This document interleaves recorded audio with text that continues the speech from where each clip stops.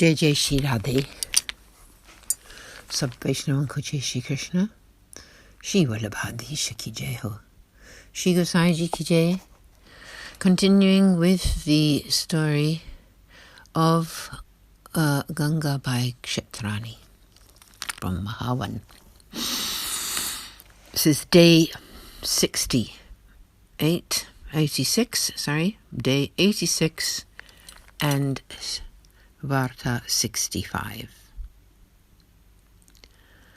Part 1 continued. She became humble and said, O great Maharaj, you are the Lord and you are great. If you do not fill my desire, then who else can? The Lord should fulfill the heart's desires of his devotees. She pleaded with him in this and many other ways. She kept her head at his feet. She said, I have told you of my desire. You are the Lord. Look at yourself and do whatever you want. I am simply surrendered to you alone. Seeing her humility, Shri Gosai Ji said, Now go home. Your wish will be granted at home only. This is my promise, but please now go home. Bhav Prakash. Here we learn that the Kshatrani regards Shri Gosai Ji as the Lord himself. She became humble and grasped the path of surrender. Her lusty feelings subsided. Then only Shri Gosai Ji promised to adhere to the principles of the path of devotion and the path of surrender, which also comprised adherence to the scriptural laws and the rules of his Leela. Both were honoured. Therefore he promised to fulfill her wishes. In the Srimad Bhagavad Gita, the Lord has stated, I reward my devotees in exact reflection of how they worship me. Ye yata mam prapadyante tam stateva bhajamyaham. In other words, I love my devotees in the same way that they love me. This is the way of the devotional path. Shri Gosai Ji must keep his promise in this way. Nanda Das Ji has written this pad. Pada Rag Sarang. O glories to Shri Gosai Ji, the umbrella above the head of the race of Brahmins, the lord of their life, to Rukmini Ji and Padmavati Ji. He shines like millions of suns to light up the lineage of Sri Vallabhacharya Ji in this world. He is the husband of all devotees, the saviour of the sinful, and he fulfills the desires of those who long for him. He grants liberation to those who desire it and is all-powerful and full of great virtue. Glories be to him, the mere memory of whose name brings all the rewards of holy places and grants an abode in Vraja and the constant sight of Sri Krishna who sports in Gokul. The poet Nanda Das now sings, My Lord is this father of Giridhar and his other sons, and reveals the Lord who upholds the Sri Giriraj mountain. Here Nanda Das has stated that the Lord fulfills the devotees' desires in exactly the way they wish. This is why Shri Gosai Ji told the Kshatrani that he would fulfill her wish while she was simply sitting at home. Why? Because he has all the powers of the Supreme Person. She took her leave from him and came home. One day when she was asleep, she dreamt that Shri Gosai Ji was together with her. She became pregnant immediately. Eventually she gave birth to a daughter who was also very beautiful. She named her Gangabai. Bhav Prakash. Here a question arises. If she only dreamt of her togetherness with Shri Gosai Ji, then how is it possible for her to become pregnant? The answer given here is that in the scriptures 4 types of creation have been stated: through sweat, through eggs, through semen, and through a dream. Through intimacy in a dream, procreation is possible. This is not to be seen as surprising. Shri Gosai Ji is the Supreme Person and all-powerful. Therefore he was able to fulfill her desires in a dream. In this way he kept to his limitations as an acharya and to the rules of the path of devotion. The girl grew up a bit and was initiated with the Lord's name and Brahma Sambandh by Shri Gosai Ji. He gave her 3 Thakurji to serve. She became a graced and accomplished Vaishnava.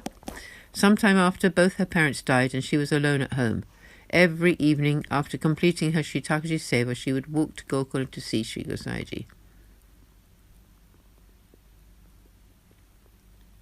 In the evenings he would teach her the Subodhini Ji.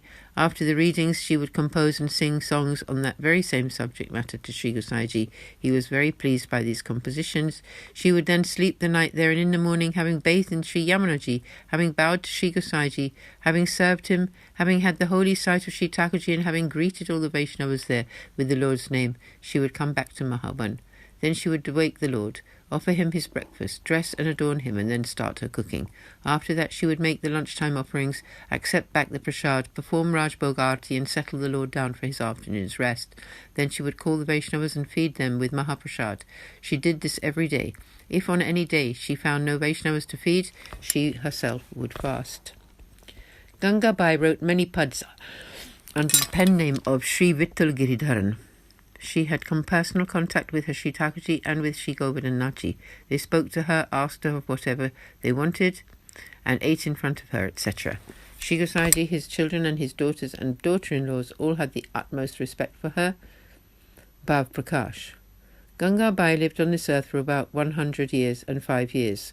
At one time, the local Muslim ruler began to persecute his subjects, and then Sri Govardhanaji left the Sri Giriraj mountain temple, and Sri Namanit Priyaji left Gokul. They set out for Mewar, Rajasthan. Ganga Bai accompanied them. They arrived in Kishangarh, also known as Rupnagar. They travelled a little way from there, but then Sri Govardhanaji's chariot got stuck. Sri Gosaiji's sons and many Vaishnavas that were accompanying them all tried the best they could, but did not succeed. The chariot would not move. Gangabai's vehicle was behind. Sri Gosaiji's sons called for her to be brought there to try and persuade Lord Krishna to do something. Gangabai came there. She pulled back the curtain from the chariot and whispered in Sri Govardhanaji's ear, "What is it you are thinking? Do you want us all to get beheaded? The ruler's army of monsters is approaching from behind whilst you are sitting here being stubborn. Why won't you let us move forward?" Sri Govardhanaji said, "Please bring me some lotus flowers, then we can proceed." Gangabai said, "Where are there any lotuses around here?" Srinathi replied, "Behind that mountain there is a lake. There are many lotuses in it. Please have some brought to me."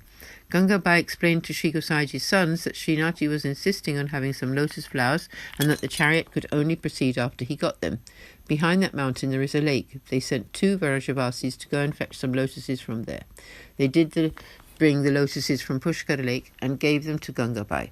She gave them to Sri Govardhanaji. She said, "Oh Baba, come on, let's get away from here now." The cart moved forward. They arrived in Jodhpur, where the king welcomed them with great respect and insisted that they stay. But Sri Govardhanaji did not want to stay. They soon arrived in Mewar, where the king of Udaipur insisted that the Lord stay in his kingdom, and the Lord agreed. Thus concludes Varta 65, the story of Ganga Bai, who was the recipient of the great grace of Sri Gosaiji and an accomplished Vaishnav. There are many more stories that could be told about her. Jai Shri Krishna Sab Vaishnavan ko, 84 Vaishnav ki jai ho, Aaj ke Anand ki jai ho. Concluding the reading here for today. Jai Shri Radhe, Jai Jai Shri Radhe.